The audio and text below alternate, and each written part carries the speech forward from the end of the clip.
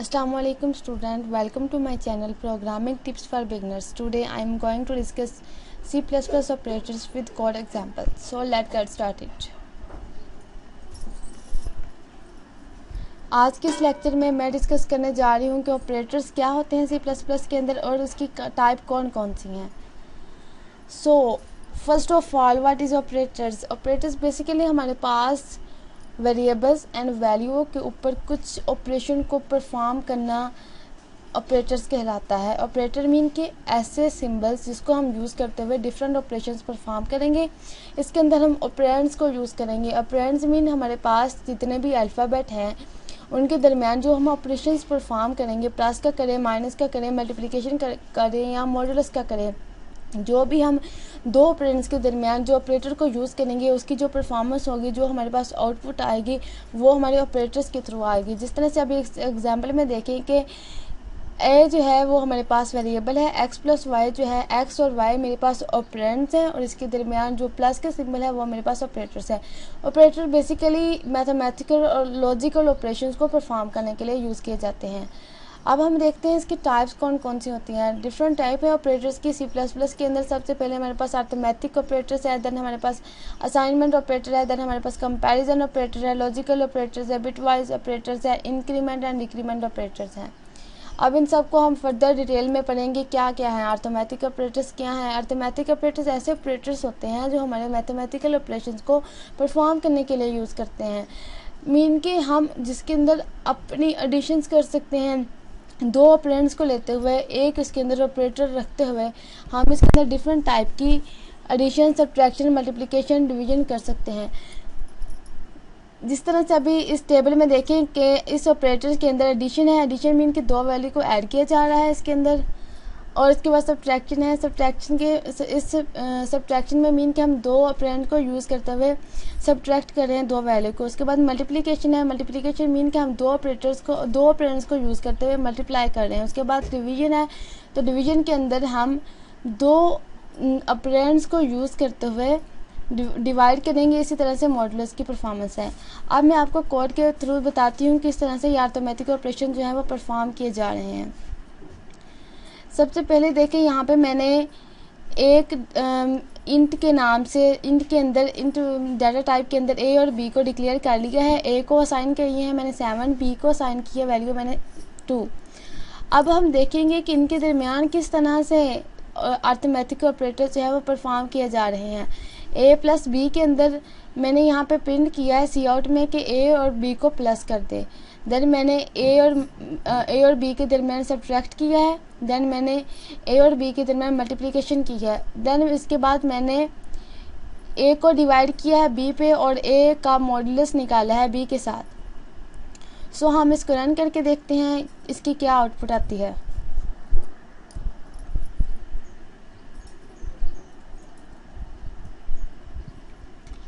अब देखिए इस आउटपुट के अंदर कंसोल स्क्रीन के अंदर ए प्लस बी, ए की वैल्यू हमारे पास 7 थी, बी की वैल्यू मेरे पास 2 थी. जब मैंने ए और बी को प्लस किया तो 9, ए और बी के दरमियान सब्ट्रैक्शन परफॉर्म की तो 5 आया. इसी तरह से ए और बी के दरमियान मल्टीप्लिकेशन परफॉर्म की तो 14 आया. इस तरह से डिफरेंट मैंने अरिथमेटिक ऑपरेशन परफॉर्म किए हैं और इनकी आउटपुट आपके सामने है. तो इस तरह से हम C++ के अंदर डिफरेंट टाइप के ऑपरेशंस को परफॉर्म करते हुए अरिथमेटिक ऑपरेशन को यूज़ करते हुए हम आउटपुट फाइंड कर सकते हैं. देन मेरे पास है असाइनमेंट ऑपरेटर्स. असाइनमेंट ऑपरेटर्स क्या होते हैं, जैसे कि इसके नाम से पता चल रहा है कि हमने वैल्यू को असाइन करना है वेरिएबल्स के साथ. इसके अंदर हम ऑपरेंड्स को डिफरेंट टाइप की वैल्यू असाइन कर देते हैं. मीन कि हम लेफ़्ट साइड पे अपना ऑपरेंड रखेंगे और राइट साइड पे हम अपनी वैल्यू असाइन कर देंगे. अब इस एग्जांपल में देखें कि ये मेरे पास ऑपरेंड्स हैं.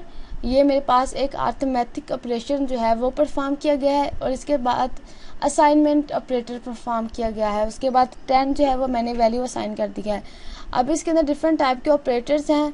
सबसे पहले मैंने इसके अंदर देखिए कि सिंपल असाइनमेंट ऑपरेटर है. ये वैल्यू को असाइन करने के लिए यूज़ होता है.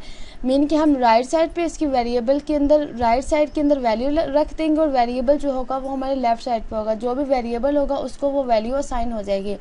इसी तरह से ऐड असाइनमेंट ऑपरेटर इसके अंदर भी सेम वही काम है जो हम के लेफ़्ट साइड के ऑपरेंड्स के ऊपर राइट साइड की जितनी भी वैल्यू हैं वो असाइन हो जाएंगी लेफ़्ट साइड के ऑपरेंड पर। इसी तरह से सब्ट्रैक्ट का है, इसी तरह से मल्टीप्लिकेशन का है, डिवीजन का है, मीन के हम इसके अंदर जो हमारे लेफ़्ट साइड पे जो भी वेरिएबल होगा वो राइट साइड के अंदर जितनी भी हमारे पास वैल्यू हम असाइन करेंगे वो हमारे पास असाइन हो जाएंगी।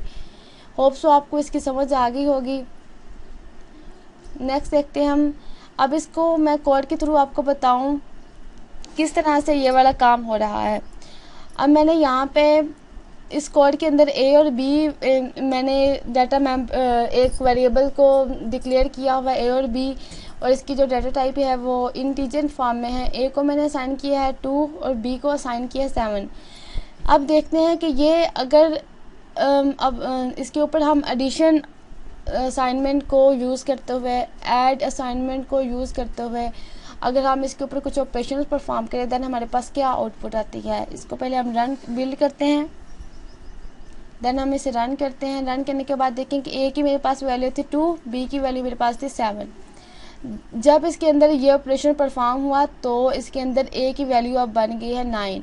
हुआ ये कि बी की वैल्यू 7 थी और इसके अंदर प्लस हो गई है ए की वैल्यू। बी की वैल्यू 7 थी और ए की वैल्यू 2 है। जब इन दोनों को प्लस किया तो मेरे पास आ गया 9। So that's it for assignment operators. Then हमारे पास आते हैं कंपैरिजन ऑपरेटर्स। कुछ ऑपरेटर्स ऐसे होते हैं जो कंपैरिजन ऑपरेटर्स मीन के दो वैल्यू के दरमियान कंपेयर करने के लिए यूज़ किए जा रहे होते हैं। जिस तरह से इक्वल, डबल इक्वल टू का मतलब है कि ये दो ऑपरेंड्स के दरमियान कंपैरिजन कर रहा है। नॉट इक्वल टू का मतलब है कि ये दो ऑपरेंड्स के दरमियान नॉट इक्वल टू का ऑपरेशंस परफॉर्म कर रहा है। इसके बाद ग्रेटर देन, लेस देन, इसके बारे में आप बहुत अच्छे से जानते होंगे। ये ग्रेटर देन और लेस देन का क्या सिंबल है, क्या सीन है। इसके एग्जाम्पल में देखिए कि मैंने यहाँ पे ए लेस देन और इक्वल टू बी मीन कि ये ए की वैल्यू जो है वो अगर लेस देन और इक्वल टू बी है तो रिटर्न कर दे ट्रू, या रिटर्न कर दे अगर हमारे इंटीजर फॉर्म में होगा तो 1 रिटर्न कर दे। नेक्स्ट मेरे पास है logical operators. Logical operator mean के दो ऐसे ऑपरेंड्स के दरमियान या वेरिएबल्स के दरमियान या वैल्यू के दरमियान हम डिटरमाइन करते हैं लॉजिकल ऑपरेटर्स को यूज़ करते हैं। ये आप अगर तो आप फिज़िक्स के स्टूडेंट हैं तो आपको अच्छे से पता होगा, अगर आपने फिज़िक्स पढ़ी है तो आपको अच्छे से पता होगा कि ये लॉजिकल ऑपरेटर्स क्या होते हैं। ये मेरे पास एंड का ऑपरेटर है, देन मेरे पास है और, देन मेरे पास नॉट। ये जो एंड का ऑपरेटर यहाँ पे लॉजिकल ऑपरेटर यूज़ किया जा रहा है ये तब ट्रू रिटर्न करेगा अगर मेरे पास दोनों ऑपरेंड्स की या जिन दो चीज़ों के दरमियान, जिन दो वेरिएबल्स के दरमियान मैंने कंपैरिजन किया है उसकी जो वैल्यू है वो ट्रू आती है। अगर दोनों ट्रू होंगी देन मेरे पास जो रिटर्न वैल्यू होगी वो मेरे पास ट्रू आ जाएगी। इस तरह से लॉजिकल ऑपरेटर्स है। लॉजिकल ऑपरेटर में ये होता है कि दो वैल्यू के दरमियान मैंने अगर लॉजिकल ऑपरेटर यूज़ किया है, अगर इनमें से कोई एक भी कंडीशन ट्रू होती है तो मेरा रिजल्ट जो है वो ट्रू आएगा। देन लॉजिकल नॉट, इसका मतलब ये है कि अगर ये रिवर्स है बिल्कुल, अगर तो आप लॉजिकल नॉट को यूज़ करते हैं, अगर आपके पास वैल्यू ट्रू है तो इसका रिजल्ट जो है फॉल्स आएगा, अगर आपके पास फॉल्स है देन इसका रिजल्ट जो है वो ट्रू आएगा।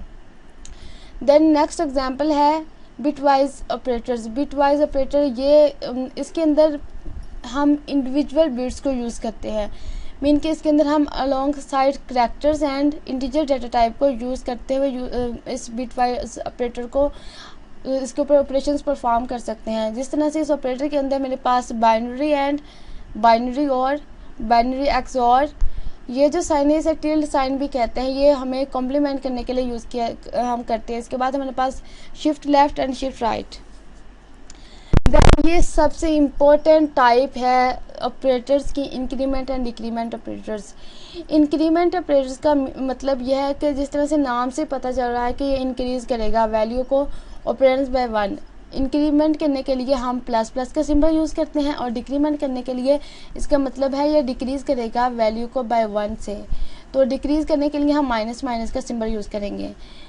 वैसे जो इंक्रीमेंट ऑपरेटर है इसके अंदर हम जो भी ऑपरेंड्स को यूज़ करेंगे ये ऑपरेंड्स के अंदर उसकी वैल्यू को एक को प्लस कर देगा, ऐड कर देगा। जो डिक्रीमेंट ऑपरेटर हम इसको यूज़ करेंगे तो ये वैल्यू को सब्ट्रैक्ट कर देगा। जिस तरह से इस एग्जाम्पल में मैंने इंट नम एक वेरिएबल डिक्लेयर किया, इसके अंदर 5 को मैंने असाइन किया है। 5 वैल्यू जो मैंने असाइन की है, जब ये इंक्रीमेंट ऑपरेटर को यूज़ करते हुए आएगी तो इसका जो रिज़ल्ट है वो 1 प्लस हो जाएगा 5, पहले 5 थी, अब इंक्रीमेंट होने के बाद ये 6 हो जाएगी। देन मेरे पास है, फिर मैंने एक और वेरिएबल लिया है इंट नम 5 के नाम से। इसके अंदर अगर मैं डिक्रीमेंट को ऑपरेटर परफॉर्म करूँ तो ये डिक्रीज़ हो जाएगी बाय 1, मीन कि ये सब्ट्रैक्ट हो जाएगी, माइनस हो जाएगी। 5 थी पहले मेरे पास वैल्यू, देन ये मेरे पास आ जाएगी 4। सो अब मैं आपको बताती हूँ किस तरह से ये कोड ब्लॉक के अंदर, प्रोग्राम के अंदर वर्क करती है। अब यहाँ पे मैंने ए लिया है एक वेरिएबल, सेकंड मेरे पास बी। ए की वैल्यू 10 है और बी की वैल्यू जो है वो 100 है। यहाँ पे मैंने 2 वेरिएबल डिक्लेयर कर दिए, एक रिज़ल्ट ए के नाम से, देन सेकंड है रिज़ल्ट बी के नाम से। इसके अंदर मैंने जो रिज़ल्ट ए है उसके अंदर मैंने इसे असाइन कर दिया ए प्लस प्लस ए, मीन कि हम इंक्रीमेंट करेंगे यहाँ पे ए की वैल्यू को।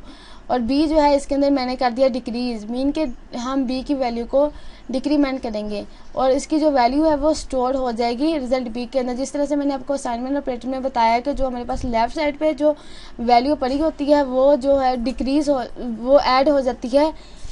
जो मेरे पास लेफ़्ट साइड के अंदर वेरिएबल होगा उसके अंदर जो राइट साइड की वैल्यू है वो स्टोर हो जाएगी। इसको रन करके देखते हैं क्या आउटपुट आती है हमारे पास।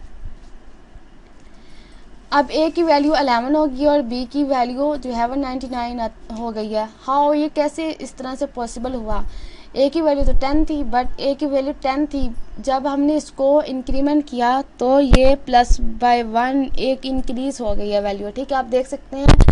वरन अगर मेरे पास बी की वैल्यू 100 थी, इसका रिजल्ट भी तो 100 ही आना चाहिए था, बट नहीं, मैंने यहाँ पे से डिक्रीमेंट ऑपरेटर को यूज़ किया है। डिक्रीमेंट का मतलब है कि एक सब्ट्रैक्ट कर दे। जब ये डिक्रीमेंट हो जाएगा 100 से तो इसका मतलब ये है कि एक कम हो जाएगा, एक सब्ट्रैक्ट हो जाएगा, देन मेरे पास वैल्यू जो है वो 99 आ जाएगी। होप सो आपको इस लेक्चर की समझ आ गई होगी। अगर कोई क्यूरी है तो आप मुझे कमेंट सेक्शन में बता सकते हैं। Thank you for watching. अल्लाह हाफिज़।